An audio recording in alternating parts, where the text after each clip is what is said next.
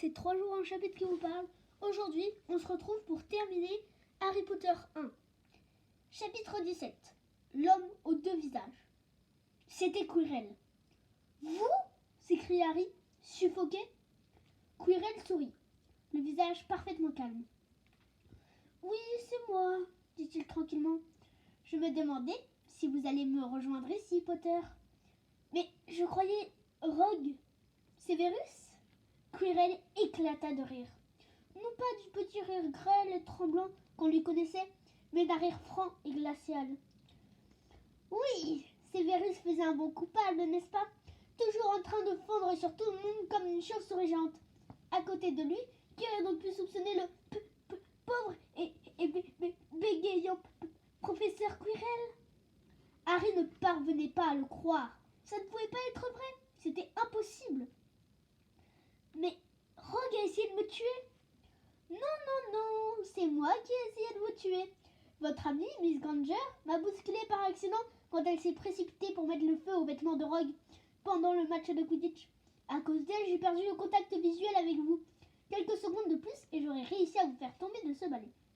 Je serais même parvenue plus tôt, bien avant, si Rogue n'avait pas marmonné les formules magiques pour essayer de vous sauver.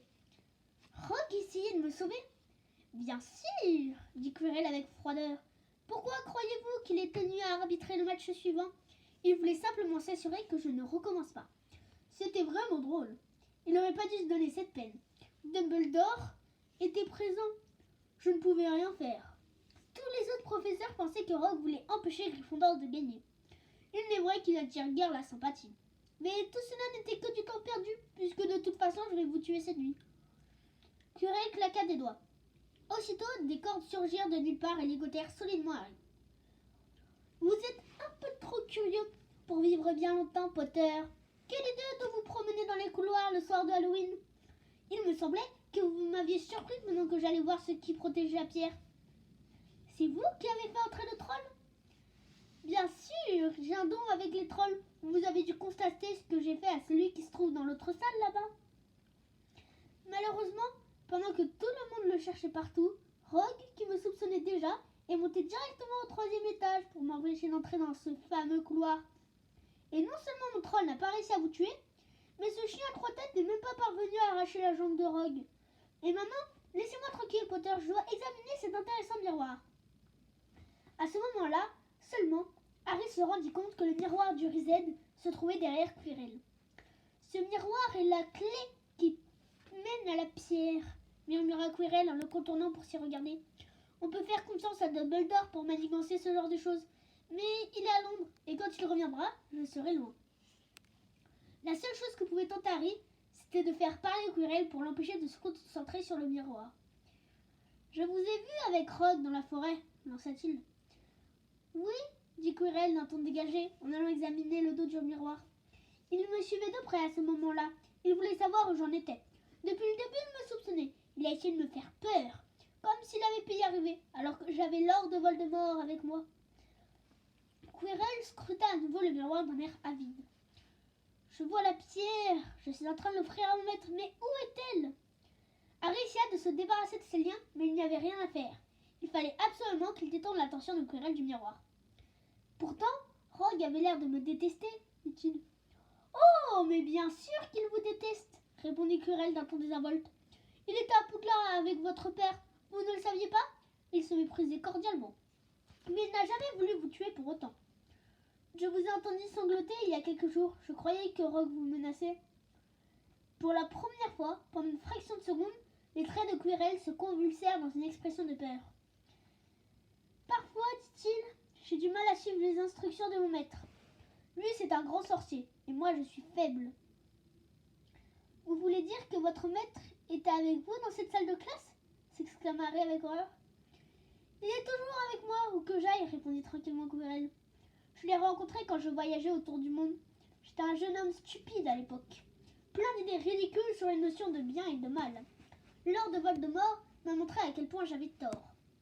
Il n'y a pas de bien ni de mal. Il n'y a que le pouvoir et ceux qui sont trop faibles pour le rechercher. Depuis ce temps-là, je l'ai servi fidèlement, bien que j'ai laissé tomber à plusieurs reprises. Il a dû sévir avec moi. Quirrell fut soudain parcouru d'un frisson. Il ne pardonne pas facilement les erreurs. Le jour où je n'ai pas réussi à voler la pierre à Gringotts, il était très mécontent. Il m'a puni et il a décidé de me surveiller de plus près. La voix de Quirrell faiblit. Harry se rappela sa journée sur le chemin de traverse. Comment avait-il pu être aussi stupide? Il avait vu Quirrell ce jour-là. Il lui avait serré la main au chaudron baveur. Quirrell marmonna un juron. Je ne comprends pas.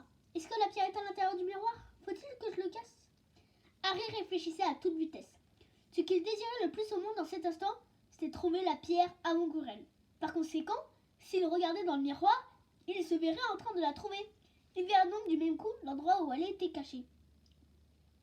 Mais comment se regarder dans le miroir sans que Quirrell s'aperçoive ce qu'il avait en tête? Il essaya de se glisser discrètement vers la gauche pour se mettre en face du miroir sans que Quirrell le remarque. Mais les cordes étaient trop serrées autour de ses chevilles. Il trébucha et tomba. Quirrell ne fit pas attention à lui. Il continua de parler à lui-même. Comment fonctionne ce miroir? Quel est ton secret? Aidez-moi, maître! Harry, horrifié, entendit alors une voix lui répondre et la voix semblait venir de Quirrell lui-même.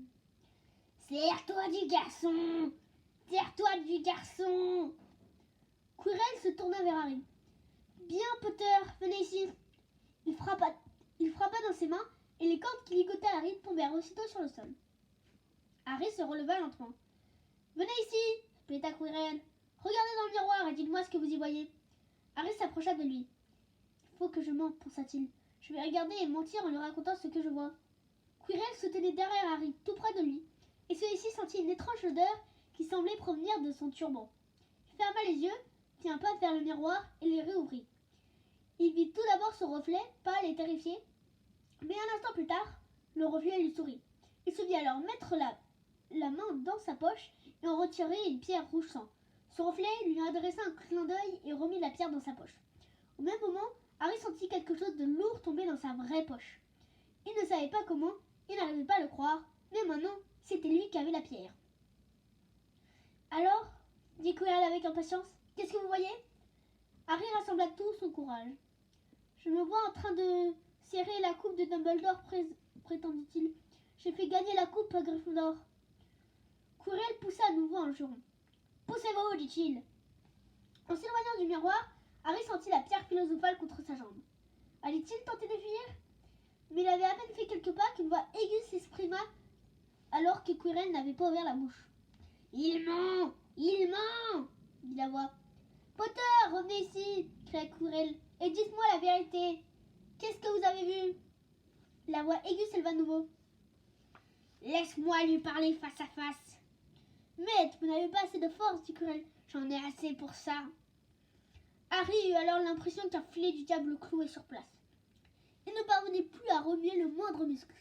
Pétrifié, il regarda Quirrell lever les bras et commencer à défaire son turban. Bientôt, le turban tomba et la tête de Quirrell apparut soudain étrangement petite. Puis il pivota sur ses draps longs. Harry aurait voulu crier, mais il était incapable d'émettre le moindre son. Derrière la tête de Quirrell, au lieu de son crâne, il y avait un visage. Le visage le plus terrifiant qu'Harry eût jamais vu. Il était d'une blancheur de craie avec des yeux rouges flamboyants et des fentes en guise de narines, comme sur la tête d'un serpent. Harry Potter, murmura le visage. Harry essaya de faire un pas en arrière, mais ses jambes refusaient de lui ouvrir. Tu vois ce que je suis devenue? Dit le visage. Ombre et vapeur. Je ne prends forme qu'en partageant le corps de quelqu'un d'autre. Heureusement, il en reste toujours qui sont prêts à m'accueillir dans leur cœur et leur tête. Le sang de l'écorce m'a redonné des forces ces dernières semaines. Dans la forêt, tu as vu le fidèle Quirrell s'en abreuver pour moi. Et lorsque j'aurai l'élixir de longue vie, je pourrai recréer un corps qui sera bien à moi. Maintenant, donne-moi cette pierre qui se trouve dans ta poche. Il savait donc. Harry sentit soudain ses jambes revenir à la vie. Il fit un pas en arrière. Ne sois pas stupide, dit le visage avec colère. Tu ferais mieux de sauver ta vie et de me rejoindre. Ou alors tu connaîtras le même sort que tes parents. Ils sont morts en me suppliant de leur faire grâce. Menteur! S'écria Harry. Quirrell reculait vers lui pour que Voldemort ne le perde pas de vue. Le visage maléfique souriait à présent. Comme c'est émouvant, siffla-t-il. J'apprécie toujours le courage. Oui, mon garçon, Tes parents ont été courageux. J'ai d'abord tué ton père. Il m'a résisté avec une grande bravoure. Quant à ta mère, je n'avais pas prévu qu'elle meure. Mais elle essayait de te protéger. Alors donne-moi la pierre, sinon elle sera morte en vain. Jamais! Harry bondit vers la porte enflammée. Attrape-le! Cria alors Voldemort. D'un geste, Quirrell saisit le poignet d'Harry. Celui-ci ressentit aussitôt une douleur aiguë à l'endroit de sa cicatrice. Il avait l'impression que sa tête allait se fendre en deux. Il se mit à hurler en se débattant de toutes ses forces et à sa grande surprise, Quirrell le lâcha. Il eut soudain beaucoup moins mal à la tête. Quirrell, en revanche, était plié en deux par la douleur, le regard fixé sur ses doigts, qui se couvraient d'ampoules à vue d'œil comme brûlées par une flamme. « Attrape-le! Attrape-le !» répéta Voldemort. À nouveau, Quirrell plongea sur Harry. Il le fit tomber à terre et l'immobilisa en l'écrasant soumis, les deux mains serrées autour de son cou. La cicatrice devint si douloureuse qu'Harry en était presque aveuglé. Il parvenait cependant à distinguer le visage de Quirrell qui poussait des hurlements. Il semblait en proie à une effroyable souffrance. « Maître, je n'arrive pas à le tenir !» gémit-il. « Mes mains, mes mains !» Tout en maintenant Harry par terre avec ses genoux, Quirrell lâcha son cou et contempla d'un air incrédule les paumes de ses mains. Harry voyait qu'elles étaient complètement brûlées, écarlates, la chair à vif. « Alors tue-le, imbécile, qu'on en finisse !» couina Voldemort de sa voix suraiguë. Quirrell leva le bras pour lancer un maléfice mortel. Harry, d'un geste instinctif, plaça les mains contre son visage. Ah! Quirrell roula sur le sol, le visage également brûlé. Harry se rendit compte que son adversaire ne pouvait pas le toucher sans souffrir de terribles brûlures. Sa seule chance, c'était de saisir Quirrell et de lui infliger une telle douleur qu'il soit incapable de lancer un sort. Harry se releva d'un bond, attrapa les bras de Quirrell et serra de toutes ses forces. Quirrell poussa un hurlement en essayant de se dégager et Harry sentit à nouveau la douleur de sa cicatrice. Il ne voyait plus rien. Il entendait seulement les horribles cris de Quirrell ainsi que les glapissements de Voldemort qui répétait « Tue-le! Tue-le !» Il entendait aussi, peut-être dans sa propre tête, d'autres voix crier « Harry! Harry !» Soudain, il sentit le bras de Quirrell s'arracher à son étreinte et il comprit que tout était perdu. Il sombra alors dans une longue chute où tout n'était plus que ténèbres. Un objet doré brillait juste au-dessus de lui. Le vif d'or. Il essaya de cligner, mais ses bras étaient trop lourds. Il cligna des yeux. Ce n'était pas une torche d'or, c'était une paire de lunettes. Étrange.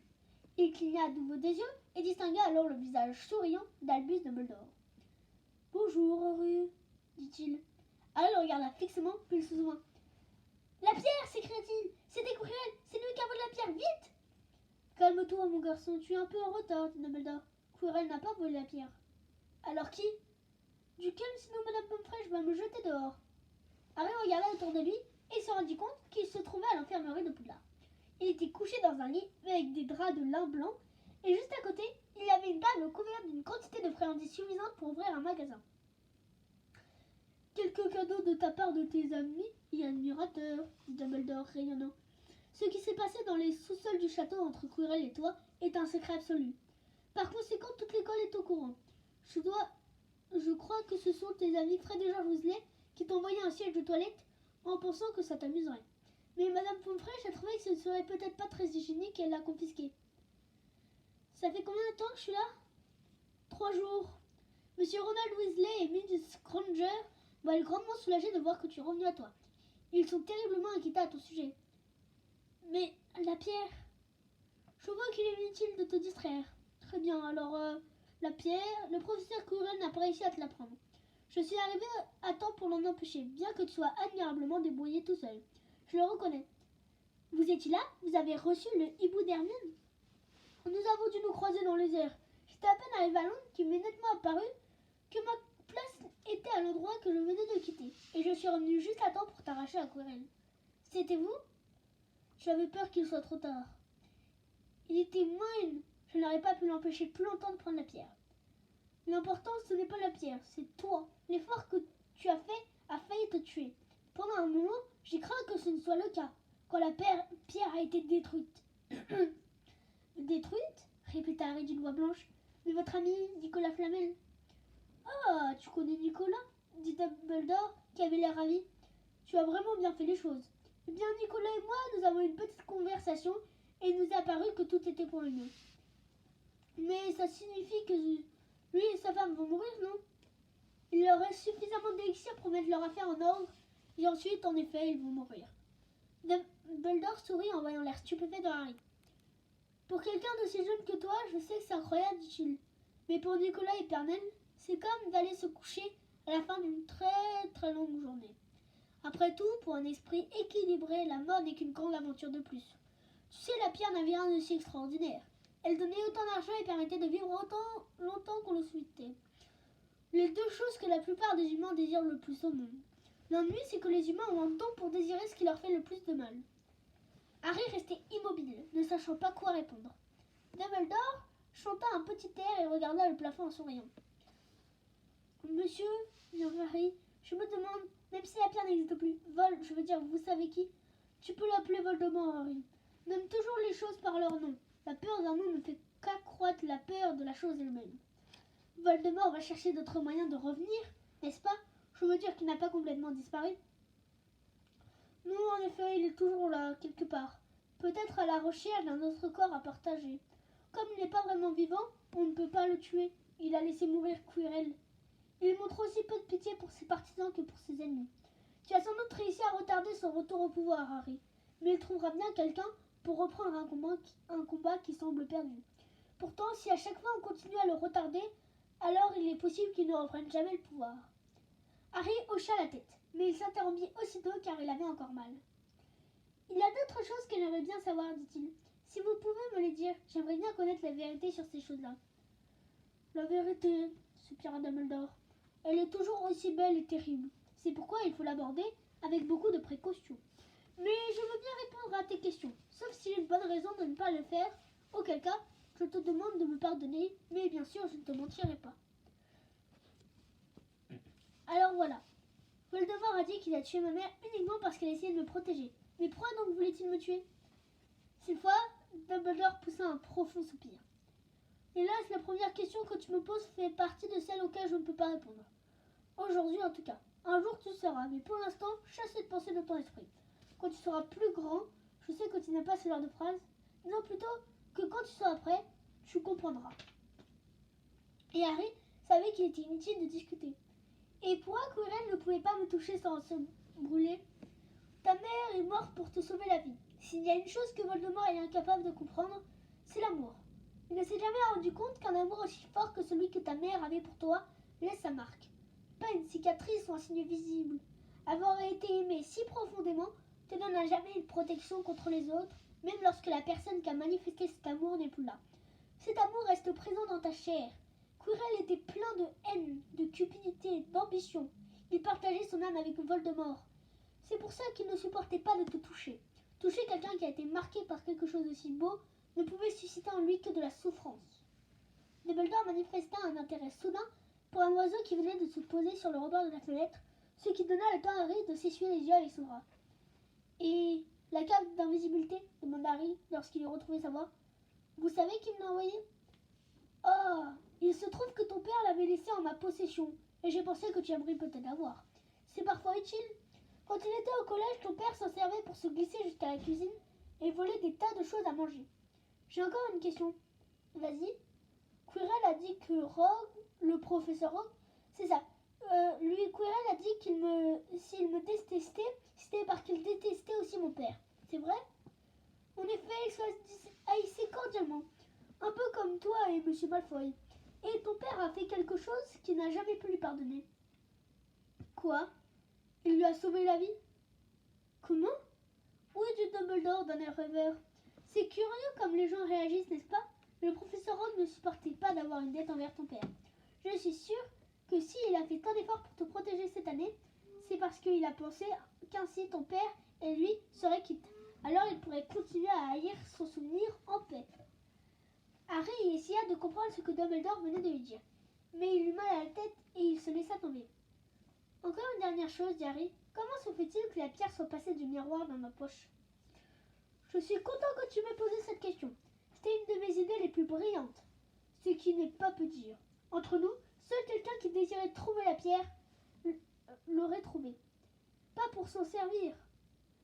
Eh bien, il pourrait la prendre. Les autres ne verraient que leur reflet fabriquer de l'or et boire de l'élixir de longue vie. Mon intelligence me surprend moi-même parfois. Et maintenant, à cette question, si tu entamais ces friandises, Ah, les dragées surprises de Bertie Crochou. Un jour, quand j'étais jeune, j'en ai trouvé un qui avait le goût de vomi. Depuis, j'ai peur d'en manger. Mais toi, ne t'en prive surtout pas. Enfin, je pense que je ne risque rien avec un caramel. Il sourit et mit la dragée d'un brin doré dans sa bouche. Puis il s'est mis à tousser. Quelle horreur! De la cire d'oreille. Madame Pomfresh était une femme charmante, mais très stricte. Seulement 5 minutes, supplie Harry. Il n'en est pas question. Vous avez bien laissé entrer le professeur Dumbledore? Bien entendu, c'est le directeur. Mais maintenant, tu as besoin de repos. Je me repose, regardez, je suis couchée. S'il vous plaît, Madame Pomfresh. Bon, d'accord, mais pas plus de 5 minutes. Et elle laissa entrer Ron et Hermione. Harry! Hermione était sur le point de la serrer à nouveau dans ses bras, mais elle se retint. Harry en fut soulagé. Il avait encore très mal à la tête. Harry, on pensait que tu allais... Dumbledore se faisait tellement de soucis. Toute l'école ne parle que de ça, dit Ron. Alors, qu'est-ce qui s'est passé en vrai? C'était une de ces rares circonstances où la vérité paraît encore plus étrange et plus passionnante que les rumeurs.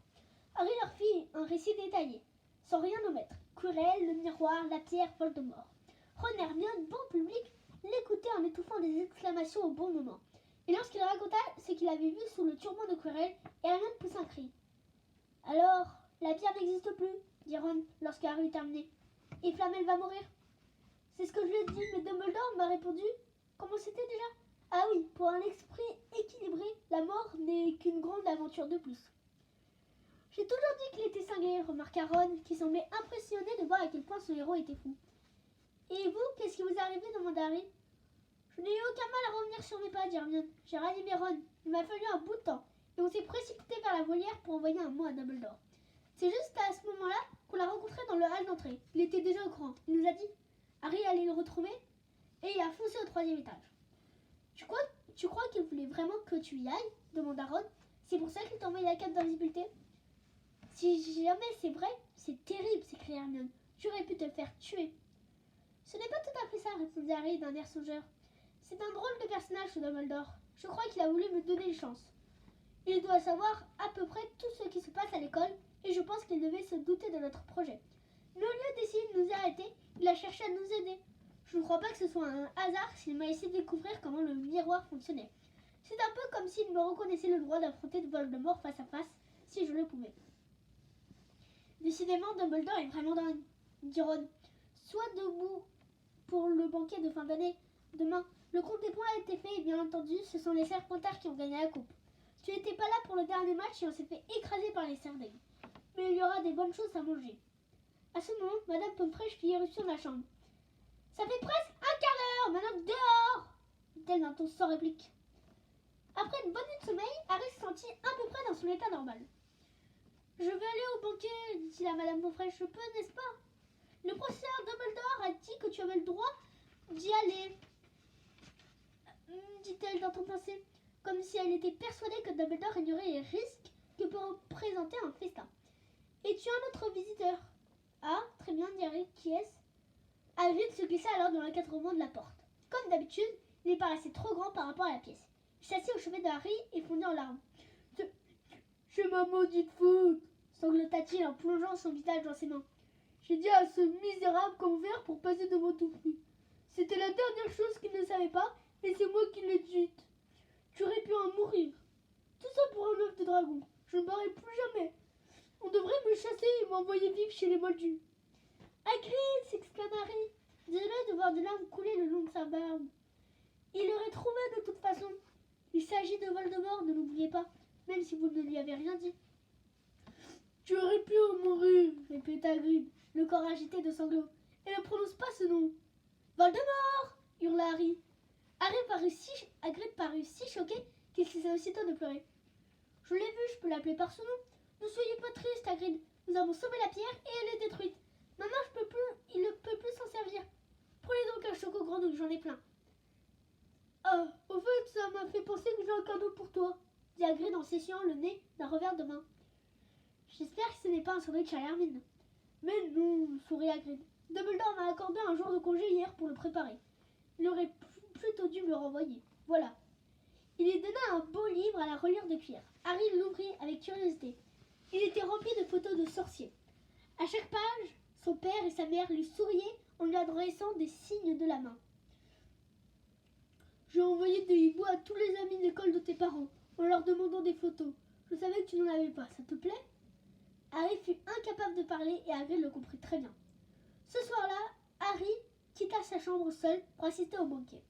Madame Pomfresh avait insisté pour l'examiner une dernière fois et la grande salle était déjà pleine lorsqu'il arriva enfin. Elle était décorée aux couleurs vert et argent de Serpentard pour célébrer leur 7e victoire consécutive. Une immense bannière déployée sur le mur derrière la grande table montrait un serpent, symbole de leur maison. Lorsque Harry fit son entrée, il y eut un soudain silence. Puis les conversations reprirent tout en même temps. Il s'assit à la table des Gryffondors entre Ron et Hermione et fit semblant de ne pas remarquer que tout le monde se levait pour venir le voir. Heureusement, Dumbledore arriva à son tour et la rumeur des conversations s'évanouit. « Une autre année se termine, dit joyeusement Dumbledore, et je vais encore vous importuner avec des bavardages de vieillards avant que nous entamions enfin ce délicieux festin. Quelle année! Fort heureusement, vos têtes sont un peu plus remplies qu'auparavant, et vous avez tout l'été pour les vider à nouveau en attendant le début de l'année prochaine. Le moment est venu de décerner la coupe des 4 maisons. Le décompte des points nous donne le résultat suivant. En 4e place, Gryffondor avec 312 points. En 3e, Poufsouffle avec 352 points. Serdaigle a obtenu 426 points et Serpentard 472. Un tonnerre d'applaudissements et d'acclamations et de trépignements explosa à la table du Serpentard. Harry voyait Malfoy frapper la table avec son gobelet et ce spectacle le rendait malade. « Oui, très bien, Serpentard, reprit Dumbledore. Il convient cependant que je prenne compte des événements. » Il y eut alors un grand silence et le sourire des Serpentards de voir moins triomphant. « J'ai quelques points de dernière minute à distribuer, poursuivit Dumbledore. Voyons, oui, c'est ça. Je commencerai par Monsieur Ronald Weasley. Ron devint écarlate. Il avait soudain l'air d'un radis qui aurait pris un coup de soleil. Pour la plus belle partie d'échecs qu'on ait joué à Poudlard depuis de nombreuses années, je donne à Gryffondor 50 points. Les acclamations des Gryffondors atteignirent presque le plafond enchanté. Les étoiles au-dessus de leur tête parurent frémir. « C'est mon frère !» disait Percy aux autres préfets. « Mon plus jeune frère! Il a réussi à traverser l'échiquier géant de McGonagall !» Le silence revint. J'en viens maintenant à Miss Hermione Granger. Pour la froide logique dont elle a fait preuve face à des flammes redoutables, j'accorde à Gryffondor 50 points. Hermione enfouit sa tête dans ses bras. Harry l'a soupçonné d'avoir fondu en larmes. Tout autour de la table, les Gryffondors ne se tenaient plus de joie. Ils avaient 100 points de plus. Enfin, parlons de Monsieur Harry Potter, reprit Dumbledore. Un grand silence se fit dans la salle. Pour le sang-froid et le courage exceptionnel qu'il a manifesté, je donne à Gryffondor 60 points. Le vacarme qui s'ensuivit fut assourdissant. Ceux qui étaient en état de faire des additions tout en s'égosillant savaient que Gryffondor avait à présent 472 points. Exactement le nombre que Serpentard. Ils étaient ex aequo. Si seulement Dumbledore avait pu donner à Harry un seul point de plus. Dumbledore leva la main et le silence revint peu à peu. Le courage peut prendre de nombreuses formes, dit-il avec un sourire. Il faut beaucoup de bravoure pour faire face à ses ennemis, mais il n'en faut pas moins pour affronter ses amis. Et par conséquent, j'accorde 10 points à Monsieur Neville Londubat. Quelqu'un qui se serait trouvé à l'extérieur de la grande salle aurait pu penser qu'une terrible explosion venait de se produire. Tant le vacarme qui s'éleva de la table des Gryffondors était assourdissant. Harry, Ron et Hermione se levèrent pour acclamer Neville, qui avait le teint livide et disparut bientôt sous les embrassades. Jusqu'alors, il n'avait pas gagné le moindre point pour les Gryffondors. Harry donna un petit coup de coude à Ron et lui montra Malfoy. Abasourdi, il était horrifié. Il semblait figé sur place et comme s'il avait subi le maléfice du sauciton. Ce qu'il signifie, poursuivit Dumbledore en essayant de couvrir le tonnerre d'applaudissements, car les Serdaigle et les Poufsouffle étaient ravis de la chute des Serpentards, ce qui signifie que nous allons devoir changer la décoration de cette salle. Il frappa dans ses mains et en un instant, le vert et argent se transforma en rouge et or. Le grand serpent disparut, remplacé par le lion altier des Gryffondors. Rogue serra la main du professeur McGonagall avec un horrible sourire qui n'avait rien de naturel. Harry croisa son regard et il sut aussitôt que les sentiments de Rogue à son égard n'avaient pas changé. Mais il n'en éprouvait aucune contrariété. La vie redeviendrait normale dès l'année prochaine, aussi normale qu'elle pouvait l'être à Poudlard. Ce fut la plus belle soirée que Harry eût jamais connue. Il était encore plus heureux que le jour où il avait gagné le match de Quidditch, plus heureux que le soir de Noël, plus heureux que lorsqu'il avait vaincu le troll. Il garderait à jamais le souvenir de ces précieux instants. Harry en avait presque oublié le résultat des examens. À leur grande surprise, Ron et lui avaient obtenu de bonnes notes. Hermione, bien entendu, avait été la meilleure et même Neville avait réussi à passer de justesse. sa bonne note en botanique rattrapait celle catastrophique qu'il avait obtenue en potion. Ils avaient espéré que Goyle, qui était aussi bête que méchant, serait renvoyé. Mais lui aussi était passé. Comme l'avait dit Ron, on ne peut pas tout avoir dans la vie. Notant leurs armoires se vidèrent, leurs valises furent enfin prêtes, et le crapaud de Neville s'égara dans un coin des toilettes. On distribua aux élèves des avis qui les prévenaient que l'usage de la magie était interdit pendant les vacances. Chaque année, j'espère qu'ils vont oublier de nous les donner, dit tristement Fred. Hagrid leur fit traverser le lac dans ses barques, et ils s'installèrent dans le Poudlard Express qui les ramènerait chez les Moldus. Tout le monde parlait et riait, tandis que le paysage devenait de plus en plus verdoyant et soigné.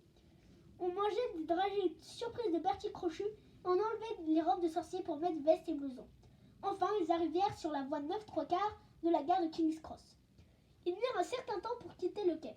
Un vieux gardien ridé les faisait par groupes de 2 ou 3 pour qu'ils n'attirent pas l'attention en surgissant soudain au milieu de la barrière. Inutile d'affoler les Moldus. « Il faut que vous veniez à la maison cet été, dit Ron à Harry et Hermione. Je vous enverrai un hibou. »« Merci, dit Harry. J'attends ça avec impatience. » Des voyageurs les bousculaient de tous côtés, tandis qu'ils replongeaient dans le monde des Moldus. Harry entendit fuser autour de lui des « Au revoir, Harry! À bientôt, Potter !» Toujours célèbre, fit remarquer Ron avec un sourire. « Pas là où je vais, je te le garantis. »« Le voilà, non, regarde, il est là !» dit une petite voix alors qu'il franchissait le portillon. C'était Ginny Weasley, la jeune sœur de Ron, mais ce n'était pas Ron qu'elle montrait du doigt. « Harry Potter !» s'écria-t-elle. « Regarde-moi, je le vois !»« Tais-toi un peu, Ginny, et on ne montre pas du doigt, c'est mal poli. » Madame Weasley leur adressa un grand sourire. « Vous avez une année chargée ?» dit-elle. « Très, répondit Harry. Merci pour le pull, Madame Weasley. Oh, ce n'était rien. Alors, tu es prêt ? C'était l'oncle Vernon, toujours moustachu, toujours écarlate, toujours furieux que Harry ait l'audace de se promener avec Harry Potter dans une cage au milieu d'une gare remplie de gens parfaitement normaux. Derrière lui se tenait la tante Pétina et Dudley qui eut l'air terrifié dès qu'il vit Harry. « Vous êtes la famille de Harry ?» dit Madame Weasley. « Façon de parler !» répliqua l'oncle Vernon. « Dépêche-toi, mon garçon, nous n'avons pas que ça à faire. » Et il s'éloigna. Harry resta quelques instants avec Ron et Hermione. « Alors, on se voit cet été ? J'espère que tu passeras de bonnes vacances, » dit Hermione en jetant un drôle de regard à l'oncle Vernon. Elle n'avait encore jamais vu quelqu'un d'aussi désagréable. « Oh, sûrement, » répondit Harry avec un gros sourire. « Eux, ils ne savent pas que l'usage de la magie est interdit à la maison. Je crois que je vais bien m'amuser avec Dudley cet été. »